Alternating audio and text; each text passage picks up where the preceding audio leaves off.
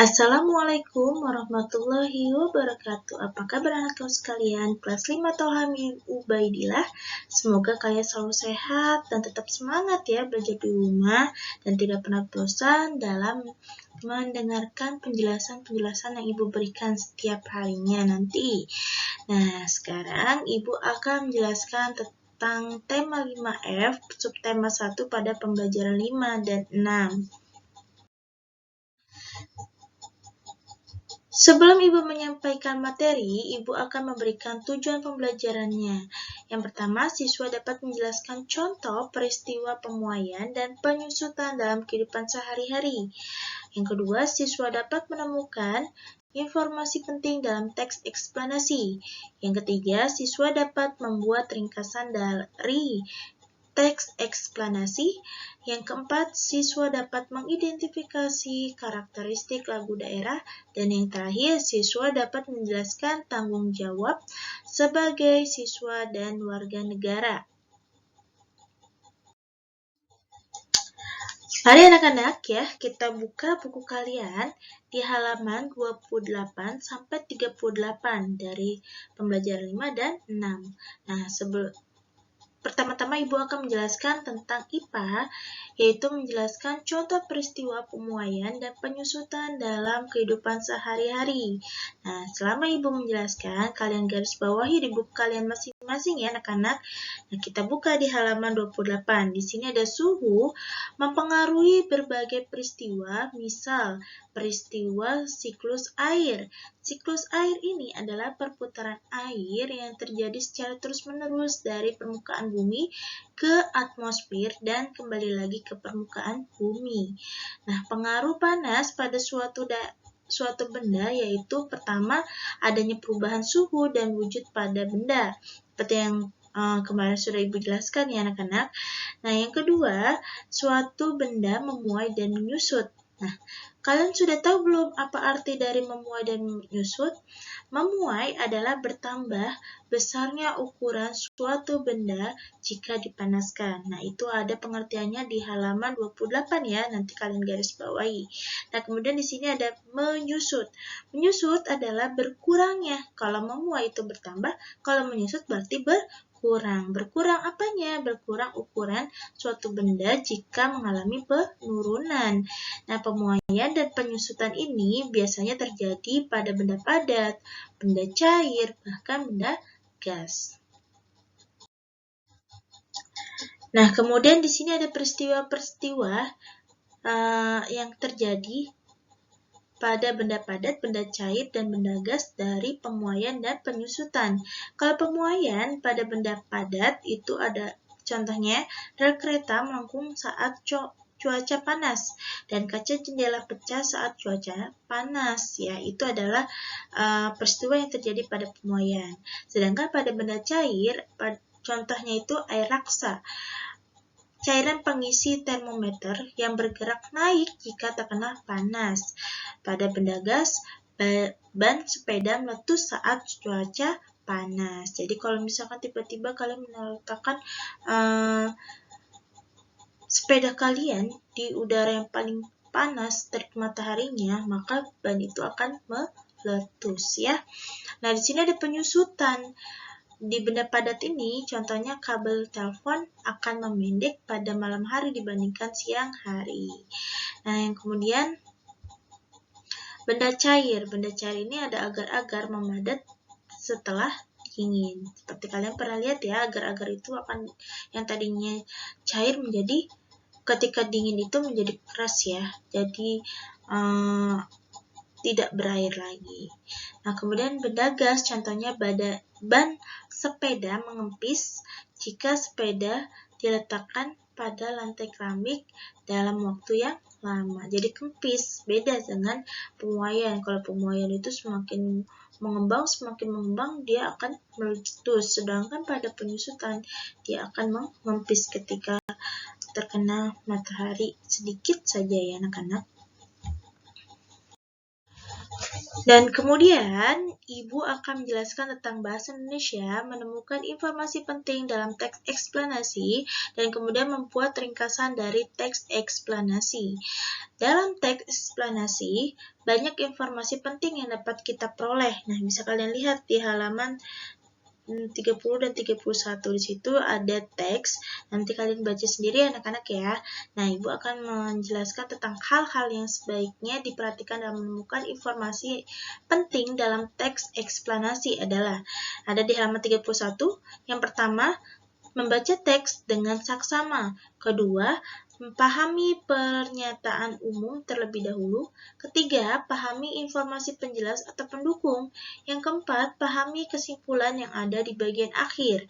Nah, kemudian adapun hal-hal yang harus diperhatikan dalam membuat ringkasan antara lain bisa kalian lihat nanti di halaman 35. Di situ ada bisa kalian garis bawahi nanti anak-anak. Yang pertama, baca dan pahamilah naskah aslinya. Yang kedua, tentukan gagasan utama setiap paragrafnya. Yang ketiga, tuliskan gagasan utama dan kembangkan menggunakan bahasa sendiri. Dan yang terakhir, baca ulang ringkasan yang sudah dibuat sebelumnya agar tidak terjadi kesalahan. Nah, selanjutnya Ibu akan membahas tentang SPDP. Nah, menyanyikan lagu daerah bertangga nada diatonik. Kalau kemarin kita bahas tentang pentatonik, sekarang kita akan bahas tentang diatonik. Nah, alat musik tradisional seperti gamelan membutuhkan begitu banyak tahapan dalam proses pembuatannya. Pengrajin gamelan membutuhkan wadah berbentuk mangkuk yang kemudian dipanaskan dan diisi dengan logam dan campuran seperti tembaga atau perak untuk menghasilkan lempeng yang bagus. Nah, gamelan itu apa sih, Bu? Gamelan adalah salah satu alat musik yang digunakan untuk mengiringi lagu-lagu pada tangga nada pentatonik. Masih ingat kan arti pentatonik? Nah, nanti kalau misalkan kalian lupa, bisa kalian lihat di pembelajaran sebelumnya, ya. Nah, contoh gamelan dari beberapa daerah di Indonesia, yaitu gamelan Bali, gamelan Jawa, dan gamelan Sunda. Nah, gambarnya itu bisa kalian lihat langsung ya di halaman 32. Bentuknya pasti berbeda-beda, ya. Nah, kemudian tangga nada atau nada dasar sangat penting saat memainkan alat musik atau bernyanyi karena tangga nada memberikan patokan bagi kita untuk memainkan nada yang harmonis. Nah, adapun perbedaan antara pentatonik dan diatonik yaitu kalau tangga nada pentatonik adalah tangga nada yang hanya terdiri dari 5 nada pokok atau tangga nada saja ya. Nah, contohnya apa? Lagu Ilir-Ilir dan Gambang Suling kayak kemarin yang sudah dijelaskan. Nah, kemudian tangga nada diatonik adalah tangga nada yang terdiri dari 7 nada. Contohnya lagu Kampung Nan Jauh di Mato. Bisa kalian nyanyikan masing-masing ya di rumah di halaman 32. Bisa kalian lihat di situ. Dan kemudian Ibu akan menjelaskan pembahasan terakhirnya anak-anak tentang PPKN, yaitu menjelaskan tanggung jawab sebagai siswa dan hak dan warga negara. Nah, kalau arti hak dan kewajiban dan tanggung jawab sudah Ibu jelaskan kemarin ya. Ya, masih ingat kan anak-anak? Nah, Oke, nah sekarang di sini Ibu akan membahas tentang tanggung jawab. Tanggung jawab dilaksanakan tanpa perintah atau paksaan dari orang lain. Jadi kita sadar akan apa yang kita lakukan. Nah, tanggung jawab siswa pertama, pahami tugas dan kewajiban di sekolah. Kalian harus pahami apa sih tugas kalian di sekolah dan kewajiban apa yang harus kalian lakukan. Yang kedua, disiplin dalam melaksanakan tugas dan kewajiban di sekolah. Yang ketiga, tidak mengulur waktu dalam melaksanakan tugas dan kewajiban. Yang keempat, tidak mencari alasan untuk tidak melaksanakan tugas dan kewajiban. Karena apa? Karena sudah tanggung jawab yang harus kita kerjakan. Nah, yang kelima, menghormati hak orang lain. Yang keenam, mendahulukan kepentingan bersama di atas kepentingan diri sendiri. Bisa kalian lihat di halaman 37 ya anak-anak, gambarnya disiplin di situ. Dan kemudian Dan kemudian anak-anak ya, di sini ada tanggung jawab warga negara beserta contohnya. Nah, tanggung jawab warga negara yang pertama, tanggung jawab itu dari dirinya sendiri. Nah, seperti apa? Seperti makan, minum, mandi, dan berpakaian. Sedangkan tanggung jawab sosial ini berada pada tanggung jawab keluarga dan masyarakat.